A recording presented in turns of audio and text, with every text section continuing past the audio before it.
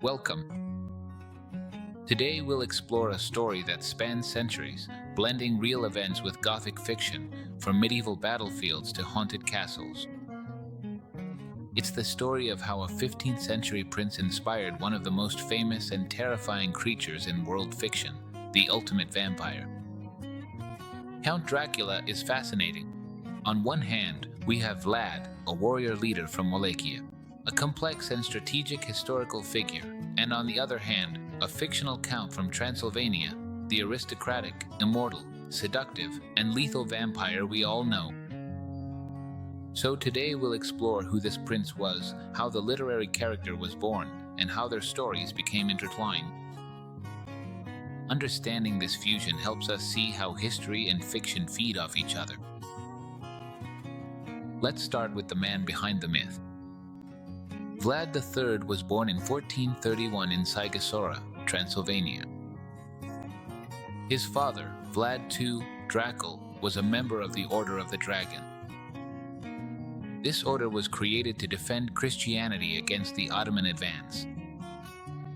That's where the nickname Dracula comes from, which means dragon in Latin. But in Old Romanian, Drac could also mean devil. So the name had a double edge, honor and threat. His son, Vlad III, was known as Dracula, which literally means son of Dracul, that is, son of the dragon or the devil. But over time, he earned another, much more feared nickname, Teeps, which means the Impaler. And that nickname was not metaphorical. His youth was marked by trauma. At the age of 11, Vlad and his younger brother, Radu, were handed over as hostages to the Ottoman Sultan. He spent years at the enemy court, learning their methods and how terror could be used as a political tool. While he was held captive, he learned that his father and older brother had been betrayed and killed. That experience left a deep mark on him. When he returned to Wallachia, he did so with a relentless character and a fierce hatred toward the Ottomans, although politics would force him to make deals with them. Physically, Vlad was described as a man of average height, strong, with a piercing gaze, an aquiline nose, a mustache, and dark hair. He definitely had a commanding presence. Ruling Wallachia was no easy task. It was trapped between two powers, Hungary to the north and west, and the Ottoman Empire to the south and east. Vlad reigned during three periods, the most important being between 1456 and 1462.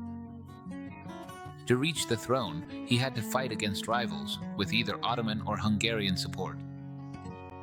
Once he had consolidated his power, he began to implement his methods. He organized an Easter banquet with nobles whom he suspected had betrayed his family. What began as a celebration ended in a massacre. He impaled the elders and enslaved the younger ones to rebuild his fortress, Poenary Castle. Impalement became his signature. It was a calculated terror strategy to punish betrayal and impose social order. There are anecdotes that illustrate the fear he inspired, like the golden cup he left in the main square of his capital, Targovist, which no one dared touch, or the story of the Ottoman envoys who refused to remove their turbans and Vlad ordered them nailed to their heads. But the most brutal episode was in 1462, when Sultan Mehmed II invaded Wallachia with a massive army.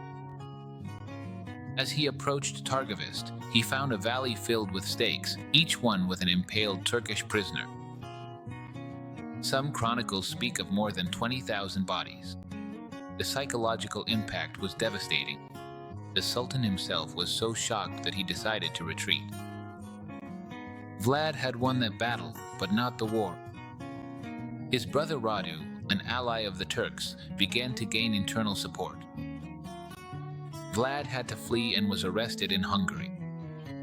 There, he was imprisoned for more than 10 years. He was finally released and briefly returned to the throne in 1476, but died in battle against the Turks that same year. His head was sent to Constantinople as a trophy, and his tomb remains a mystery. Now let's cross the bridge into fiction, where the real story of Vlad the Impaler transforms into an enduring myth. Bram Stoker, a 19th century Irish writer, created the iconic Count Dracula in his 1897 novel. Stoker never set foot in Transylvania. His exhaustive research was done in the libraries of London. There he read about vampire myths and Eastern European folklore, discovering the name Dracula in an old history book. The name fascinated him since it was said to mean devil in Wallachia, and he adopted it for his immortal character. However, Stoker was not deeply familiar with the story of Vlad the Impaler. There are no mentions of impalement in his notes or in the novel. Count Dracula is an amalgamation of vampire myths like Nosferatu and the Victorian fears of the era.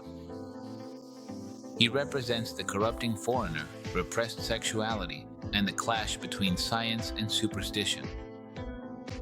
Count Dracula is a Transylvanian nobleman, not Wallachian, and belongs to the Hungarian Szekely ethnic group.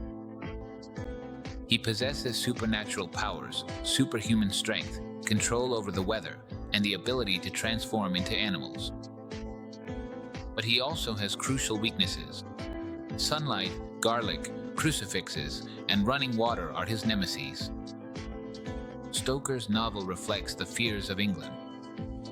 Victorian fears, the advance of the unknown, and the threat to civilization.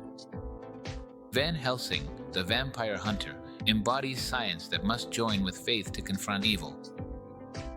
Why is it so often insisted? So much that Vlad was the direct inspiration.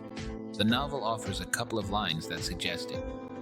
The Count himself claims to have been a boyar who fought bravely against the Turks, a clear allusion to Vlad III. Van Helsing speculates that this Dracula could, in fact, be that historical Dracula, the Wallachian prince. In the 1970s, popular historians like Radu Florescu and Raymond McNally reinforced this connection, popularizing the idea. Cinema, of course, did the rest to cement this fusion in the public's mind. Francis Ford Coppola's 1992 film, Bram Stoker's Dracula, deliberately mixed Vlad's history with that of the vampire. It invented a tragic love story, a betrayal, a suicide, and an eternal curse.